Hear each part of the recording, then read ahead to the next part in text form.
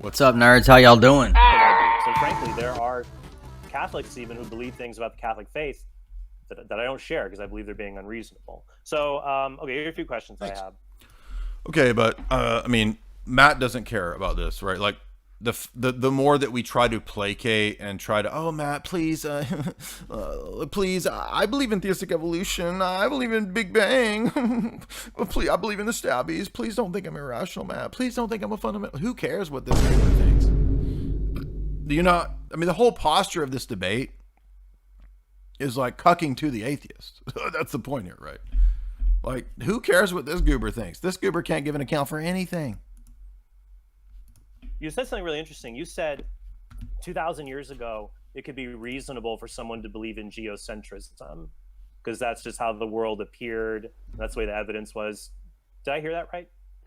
Well, I don't know if I tied that to 2,000 years ago. At some point in the past, it was reasonable. All of the best evidence, the most reasonable conclusion was that the Earth orbited the sun. Yes.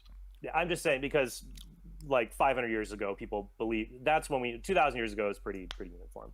Okay, so if that's the case, then is it reasonable for people to live according to this motto? Things are as they appear unless evidence shows otherwise. No. What would you consider faulty about that kind of way of approaching the world?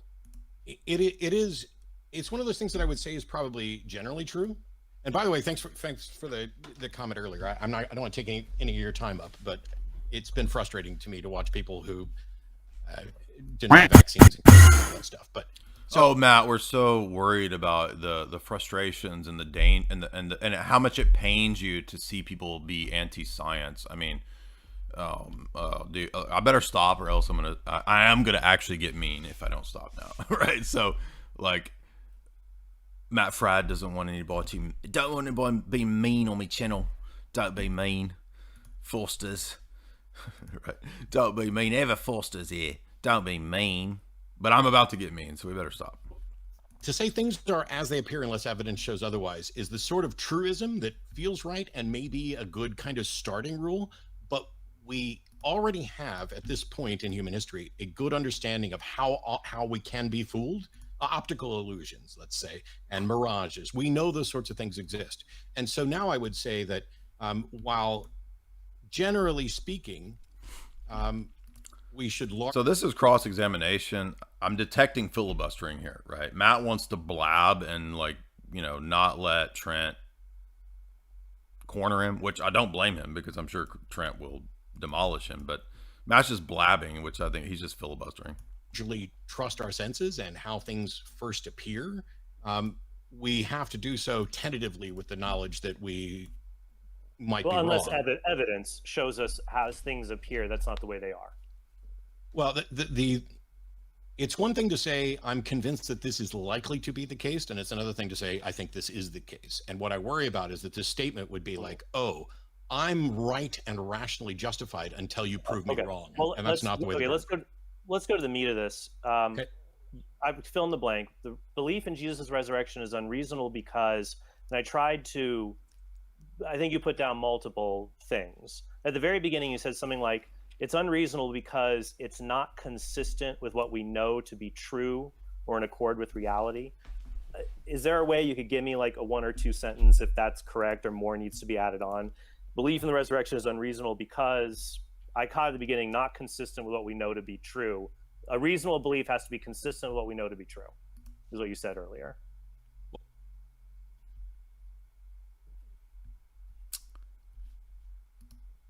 At the closing of my opening, it's not reasonable to believe because there isn't sufficient evidence. There isn't physical evidence. There's not because there isn't sufficient evidence. There isn't physical evidence. There's none of this. We just have testimonial accounts.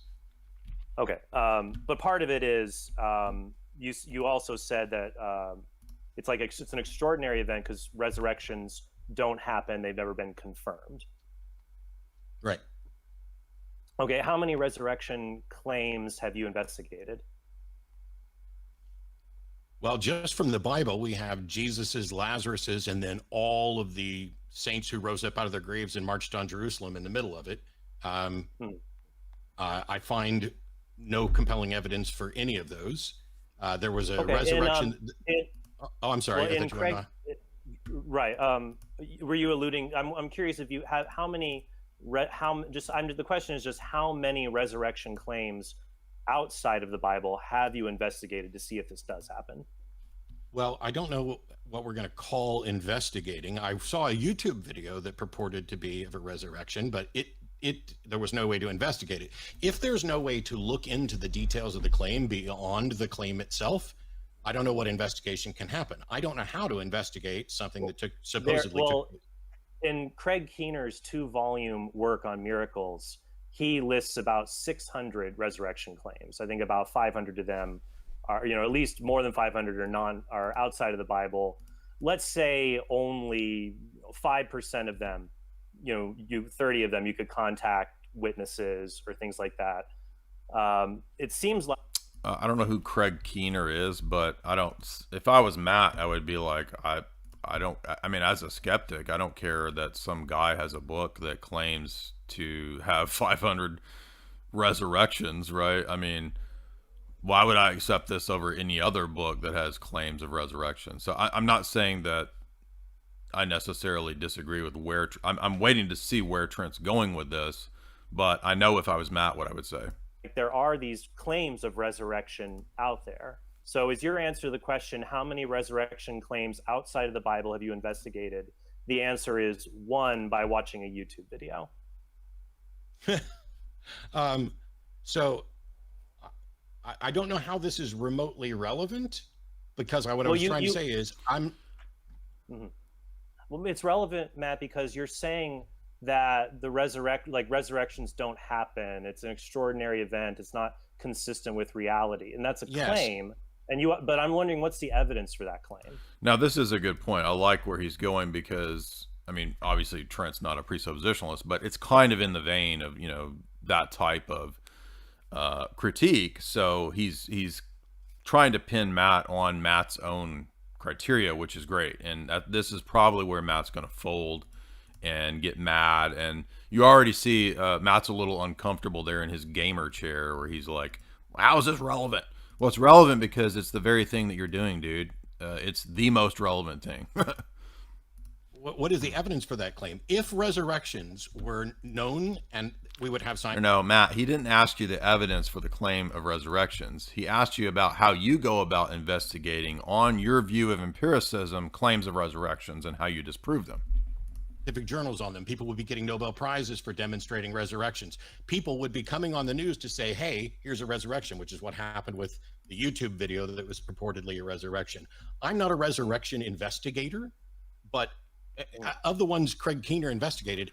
But Matt, you were making claims about the status of resurrections. So if you're not a resurrection investigator, as an empiricist, how do you know? Because as an empiricist, you're going to be bound to empirical sense data. And to deny resurrections requires that you know and investigate and disprove these cases on empiricist grounds. How many resurrections did he confirm actually happened? Well, he's providing the evidence there for other people to look at. So I'm just curious, you say it doesn't happen, but there are claims out there even today, but they're not investigated. So I think do you believe those claims, Trent? Do you believe those claims? You can ask me in your cross-examination, Matt. That's fine. Okay, here's the next one. You say that we don't have sufficient evidence for the resurrection, so that's why it's unreasonable to believe in it. Right. What would sufficient evidence for Jesus' resurrection look like? I listed. This is a good question because this is getting to the question of Matt's criteria of evidence, which Trent did bring up at the beginning. And so this is a good question. The thing, it would be nice to be able to show that we have good reason to think that a person existed, that they died, and that they rose afterwards. Something other than just a story and claims. So he asked them for what would count, and Matt said evidence. Well, Trent's asking, in your view, what would count as good evidence? And Matt's saying, good evidence. That is there physical evidence for this? Okay. So what is the physical evidence for an event in the past, Matt, that you would accept? I mean, Matt's just kind of moving the question back like every time. Like, well, I'll believe it on good evidence. What's good evidence?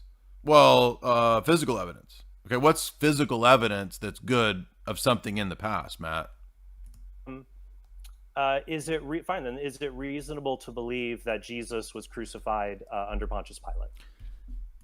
I don't know where Trent's going with that, but I would have continued pressing Matt on what he's not answering already. I don't think so. Okay, so do you think that all historians in the world that teach at major universities, it's unreasonable for them that they believe Jesus was crucified under? This is a good point. This is where Matt's going to slip up, because this is something that Trent raised at the very beginning, which is that the fact that you don't think that it's reasonable doesn't count as a defeater for someone else believing something, right? Because Matt believes that, you know, other people can believe things that he disagrees with for good reasons, right? So Trent's going to ask him, this is the part I think that Lewis clipped out. Trent's going to ask him that, you know, do you believe that all of the scholars in all the universities who do believe in the death of Christ, that they all believe something unreasonable because you disagree with it? Pilate. For them to believe it, perhaps. Yeah. Perhaps it's unreasonable for them to believe it. For them to teach it as this is what is believed is not problematic. No, I'm saying that. So you're saying it's unreasonable to affirm that Jesus was crucified under Pontius Pilate. This is I'm what saying happened. I am not convinced. I am not personally convinced that that's the case, but that's not what we were talking about today. I'm not interested in what you're convinced by. Exactly. Bingo. Right. So Trent nailed him right there. That is the very thing Bonson hits on in the Bonson-Tabash debate, right? We're not interested in your reporting of psychological states. That's a psychological report. We are interested in the argument, Matt. And what's the argument for or against these criteria of evidence? What's the argument for or against believing that it's irrational to think Jesus rose from the dead? So this is the spot. This is exactly where Lewis clipped it. This is where Trent really nails Matt, and Matt just falls apart here. Because you agree there's a difference between what would convince you and what is reasonable to believe. Are there any things out there? Well, let me ask you a question. Are there any things? Yes, that was actually admitted at the beginning. So Matt just contradicted himself. You don't believe, but you think it's reasonable for other people to believe. Yeah, them. Exactly. Other people at different times, yes, as I already alluded to. But no, I of course I think I'm reasonable. Okay, so no, I'm not saying you're not reasonable. I'm saying there are other. Sorry, we might be running out of. That was to keep me on track. Did you want to finish that question, have Matt respond, and then I'll let him go? No, like I gave an example in my opening statement. Like, at least from what I saw with your engagement with Alex O'Connor, you do not believe a person. What's wrong? What the hell does Alex O'Connor have to do with this? You've mentioned him twice. He's an atheist. Well, the discussion wasn't about. Matt, why are you getting mad, bro? It perfectly relates to the question because it's an example of a situation where you disagreed with cosmic skeptics' veganism, but you don't think that it's unreasonable for him to have the position. So Matt realizes he's caught, and that's why he says that. Okay. What I'm trying to find is that there is a belief you're not convinced of, but you wouldn't say is unreasonable. Do you think ethical veganism that Alex endorses is unreasonable? Right. Yes. And I was getting ready to get to that in my response. Okay, why don't we? Right. So but yeah, all I wondered was, because there are things I reasonably disagree with others. I don't know if you do, but it's your turn. All right, Matt, I'll give. So, I mean, does everybody see the stupid thing that Matt just did there? I mean, that's a huge problem, what he just did. Matt, I'll give you 9 minutes. Start whenever.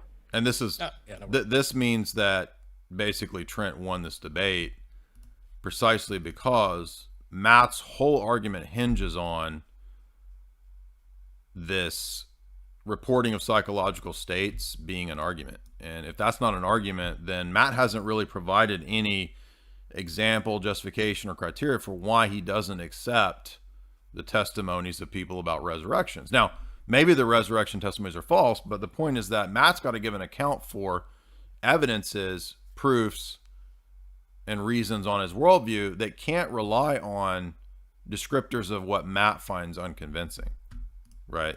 Which is reporting his own psychological state. Reporting your own psychological state is not an argument for why it's unreasonable to believe in a resurrection.